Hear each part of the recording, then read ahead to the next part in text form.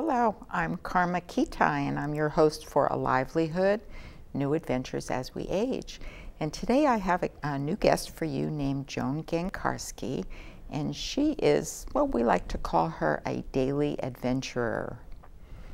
So Good welcome. afternoon, Joan. Karma. Thank you. Thank you so much for inviting me today. Yeah, so we're going to find out about your adventures. I think you told me that you made a kind of a promise to yourself that you're going to try something new every day. And guess what? This is one of those things. When you offered me the opportunity, I've now learned how to say yes to opportunity. And my New Year's resolution this year is, because we're still in 2011, is to try, do, or experience something new every day and every month. Something should be noteworthy. Would you say, Joan, that there was a time when you were not such an adventurer as you are now? No, I wouldn't say that. I think I became less adventurous as I became older. Mm-hmm. And now I have to revitalize that which was there. It sounds like you're adept at adding new things every day, so. And as I said, it's to try to add something.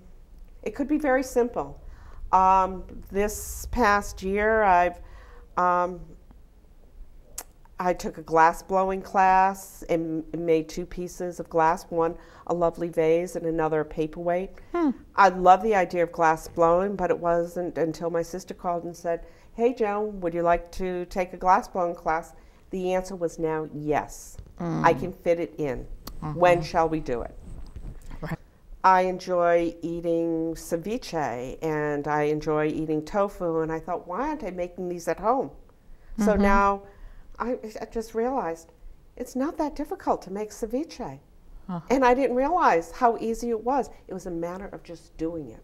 Yeah, so this is just, it's a mentality that not everyone has. In fact, probably a small proportion of people have that mentality. And I can hear it just in your voice and your demeanor how, it sounds like it makes your life very full and rich to try new things a lot, right? Absolutely. I mean, I've had some larger adventures. I've had some wonderful opportunities in my life. Back in 1989, I went over to Poland that summer, and as well as I spent some time in Hungary that summer. And that was the summer of '89 when statues were being pulled down in communist countries. Oh, obviously you have a Polish heritage, right? Yes, yes. All my grandparents are from Poland. And yeah, so it probably had special meaning for you to go back there, especially when they were converting to a democracy. Oh, absolutely. And I had the opportunity to go into the village. A tourist doesn't have that opportunity. You go to the large cities. You go to Gdansk, you go to Warsaw, you go to Krakow, but you wouldn't be in the village and staying in the village homes. And I had that opportunity. So did you said you went back there several times? Oh, to yes. Poland? And I was able to take Polish language classes at the But did university. you grow up speaking Polish? Interestingly, my grandmother babysat for me as a child. Both my parents worked. And my grandmother was studying to become a U.S. citizen. So we both learned to read English together. So I do know some Polish, but it cuts off at about age 4 or 5. So when I did go back to Poland, I could speak Polish as a 4 or 5-year-old could. Right. And so I went back as an adult to learn how to speak Polish. Now, I know when we spoke before, you were telling me that your parents are working class people and not so highly educated as you are. Right. Right. But they were always interested in traveling, right? My parents, yes. I mean, I'm very, very lucky. My parents are very smart people, although they did not have the opportunity for higher education. But I remember coming to Lexington and Concord on day trips in Mystic, Connecticut, and going down to Washington, D.C., and we went to Pennsylvania and over to the Erie Canal and up to New York and Fort Ticonderoga. And actually right now, if you went to my parents' home, my father would probably be watching the History Channel. And so I think they laid the road for me to follow, which was to travel.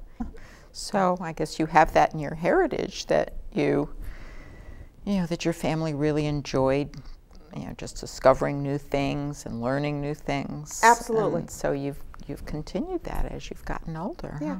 And just last weekend when I was with my parents, my mother, who has some dementia, a little bit of Alzheimer's, asked me twice, Joan, what's your next trip? What's your next trip? So it's always there. They want to know, what's my next trip, or what's my next step. And what about your siblings? Are they anything like you are in terms of liking adventures? They're similar, but I don't think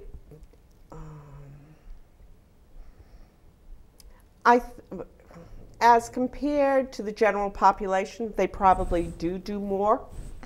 But I guess I've taken on the larger steps. And I've had the opportunity to go to Australia, but after my first trip to Australia, I knew I didn't want that to be my last trip. And since then, I've returned twice. And I've developed some wonderful friendships with Australians, and fortunately have had 4 come and stay at my home this past summer and autumn. And that's been great. Australians are great travelers, and they're good role models. Yeah, yeah.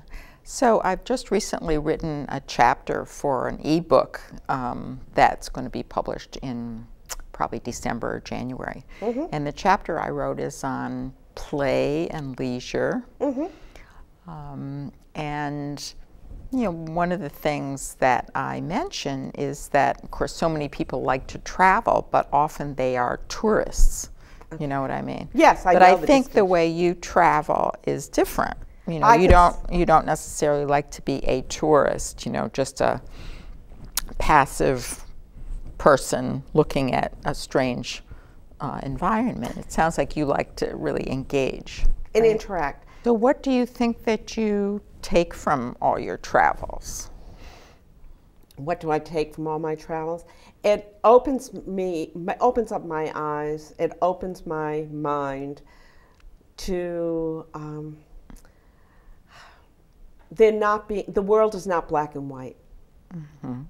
The world is not black and white, and it gives me a way to understand how other people view the world.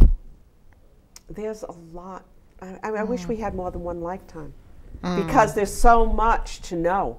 And you know, the other thing that I thought maybe you were thinking about just now was that you were so America-centric here. You know, all our media, and even though you know, you and I probably know a lot of people who do travel quite a bit, you know, we're still pretty parochial, I think, compared to much of the world. We're also very spoiled. I will tell you, when I have spent time in Poland, I have come back to the United States and really have had a difficulty spending money, because I know how limited their funds are in the village. That's a big takeaway, I guess, that you get from your travels. Yeah.